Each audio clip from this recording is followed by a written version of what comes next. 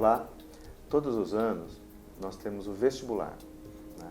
É um período de grande estresse, de grande preocupação e de uma tentativa muito grande de melhorar a performance na hora do estudo e na hora da prova, né? E hoje a gente vai conversar com o Eduardo. Ele é educador físico e especialista nessa área de cognição, de saúde mental e atividade física. Eduardo, conta pra gente como a atividade física pode ajudar vestibulandos. Poxa, essa é uma pergunta bacana.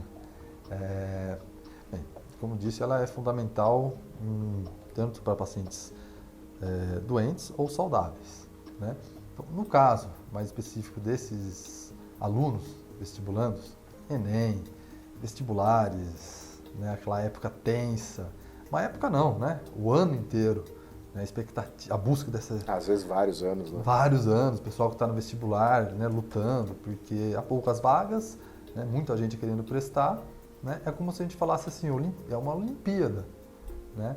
Então, o exercício ele vai entrar, né, como um adjuvante importante, né, principalmente, né, já mais próximo, né, do vestibular, a deixar esse aluno, né, esse pré-vestibulando, né, um pouco mais calmo. Né? Tem efeito sobre a ansiedade? Tem efeito sobre a ansiedade. Até dou uma dica.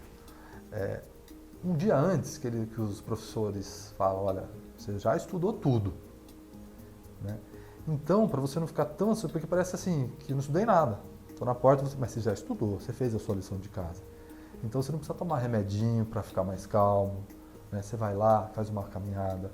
Como eu acredito que aqueles que já escolheram o exercício físico como o adjuvante para esse final, né, na chegada final do vestibular, essa pessoa já deve estar correndo, ou já caminha alguns quilômetros, ou nada, né? Então, eu indico assim, faça o exercício como uma tarefa antes do dia do vestibular, né? Então, isso vai ajudar muito a ele ter uma boa noite de sono, porque vai ajudar ele no sono, vai diminuir a ansiedade, né? Então, isso vai ajudar muito. E uma outra coisa, se ele quiser ainda dar uma cereja nesse bolo, né, melhor ainda, faz, por exemplo, de manhã do dia antes da prova, um pouco, 40 minutos de exercício a 1 hora aeróbio. E antes de dormir, 1 hora e meia antes, medita, faz meditação, faz respirações, né? Isso vai ter um efeito, né? Eu estou olhando essa pessoa que já vem fazendo isso, né? Mas porque meditar não é tão fácil, então ela vai aprender ao longo do ano ou do semestre. Sim. E isso pode ter um efeito, então... Isso vai ter efeito. E qual o efeito que há, assim, por exemplo, tem um efeito sobre a ansiedade? Há efeito sobre alguma outra função, por exemplo, sobre atenção, sobre memória? Sim. Sim. No caso, esse pré-vestibulando, né, ele vai ter uma melhora cognitiva importante, né? E que, como é uma disputa, como é uma Olimpíada do conhecimento, ou uma Olimpíada onde quem tiver mais calmo, quem tiver mais focado, quem tiver com uma atenção plena para aquilo, né, quem se distrai menos durante o processo de prova, né, vai ter um score melhor, né? Então, algumas práticas ao longo do ano é importante. Dentre elas, né, a meditação, o mindfulness e o exercício aeróbio, e acho que isso é o mais importante, né? E se alguém me perguntar, mas como isso acontece neuroquimicamente? Né? Como que você está falando que ele vai ficar mais inteligente? Estranho, né? Exercício, mais inteligente, né? Eu digo que é como um computador. Se você quer um computador mais rápido, você vai lá e aumenta o hardware desse computador. Estou dizendo que o exercício aeróbico vai melhorar o hardware neuronal desse aluno. Então ele vai estar mais eficiente para esse desafio, né? Ele vai cansar menos, porque é exaustivo, né, o processo de provas do vestibular, do Enem, né? Então ele vai conseguir, durante o processo, captar a informação, decodificar essa informação e guardar melhor. E durante o processo de prova mesmo, ele vai conseguir acessar essas informações com muito mais rapidez. Isso é uma coisa estudada, é uma coisa cientificamente comprovada? Sim, a gente tem muitos artigos mostrando, né? Não sei se é especificamente com vestibulares, né, estudantes de pré-vestibular, mas a gente tem na função cognitiva, na função da memória, na performance cognitiva. Sim, né? sim, entendi. São estudos separados, medindo cada função, por exemplo, sobre atenção, sobre ansiedade, sobre depressão, sobre a memória, e cada um deles, se a gente pegar todos eles em conjunto... Sim. Por exemplo, pacientes com Alzheimer, né, eles têm melhoras. Né? Então, não só como exercício, mas, por exemplo, com o xadrez também. Então, a gente vai vendo como que cada área, né, e no meu caso, o exercício, tem ajudado esse tipo de população especificamente. E ajuda mesmo, porque eu tenho paciente no consultório que foi pré-vestibulando 2 anos, né? O primeiro ano, ele fez tudo direitinho, certinho, Caxias ali, estudava tantas horas, 6 horas por dia, mas exercício zero. Né? Não digo que foi o exercício que fez ele passar, mas eu tenho certeza, e por relatos dele, assim, eu me senti mais tranquilo para usufruir aquilo que eu estudei. Entendi. Então, se te deixa mais calmo, né, para que você possa acessar essas informações, eu acho que é um fator importante. Tanto os alunos de pré-vestibulando, como os alunos americanos e mais pesquisas americanas mostram o tamanho do abuso que existe hoje em dia, né, desses medicamentos, né? Para performance cognitiva. Né? A ansiedade é tão grande para passar no vestibular que eles vão pegando isso aqui, né? O que eu posso melhorar aqui, o que eu posso melhorar ali. Ouvi dizer de um remedinho chamado Ritalina. Poxa, E assim, chega para mim paciente que assim, que o psiquiatra indica porque ele tem um abuso sério, né? E isso vai dar um problema lá na frente. Então o psiquiatra fala assim, né? Poxa, procura a equipe do Edu, procura o Edu porque a gente vai fazer uma transição para fazer essa retirada e colocar exercício. Se você vai ver que uma coisa, o exercício vai ajudar você nisso, tanto na abstinência, no primeiro momento, da Ritalina, né, como vai te ajudar nessa performance, né, cognitiva, mas de uma forma mais saudável. Né? Por que adianta você passar no vestibular, naquilo que você vai prestar, e logo depois, um mês depois, você ter que ser internado porque você está com uma independência grave de Ritalina? Né? Que custo tem isso? Né?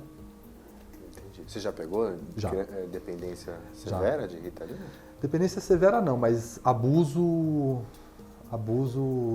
de estudantes universitários de uma dada área, onde eles competem, né, muito durante o curso. Isso está com cara de estudante de medicina. Então. E daí a gente tem que fazer uma retirada. Ainda bem que ele comprou a ideia mesmo, porque também ele percebe o dano. Porque não é só dano psicológico, é dano físico. Ele percebeu como que ter saúde, né, e investir o tempo, investir no treinamento é uma coisa relacionada a uma saúde integral. Né? E talvez por ele ser estudante de medicina, ele teve essa visão integral.